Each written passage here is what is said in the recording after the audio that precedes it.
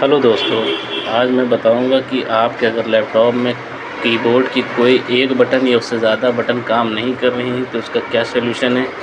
YouTube पे आपको दुनिया भर की वीडियो मिल जाएंगी, पर इसका सलूशन सिर्फ 2 सलूशन है। मैं बताऊंगा आपको।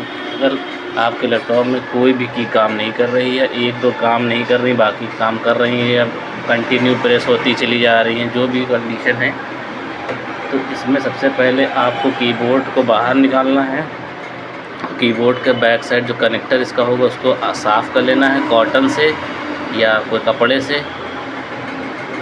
और जो मदरबोर्ड में कनेक्टर होगा उसको भी आपको प्रॉपर तरीके से थिनर या पेट्रोल से साफ़ कर लेना है, एक ब्रश से क्लीन कर लेना है। फिर आपको जो कीबोर्ड ये निकलेगा, इसके अंदर साइड में यहाँ पे डस्ट चली जाती है, इसको यहाँ से नीचे ऐसे पटक के झाड़ लेना है, इसको साफ़ कर लेना है प्रॉपर तरीके से। फिर एक बार इसको लगाना है। अगर ये काम करता है तो अच्छी बात है, नहीं तो दूसरा सॉल्यूशन ये है कि आपको कीबोर्ड चेंज ही करना पड़ेगा पूरा। इसका कोई भी तोड़ नहीं है।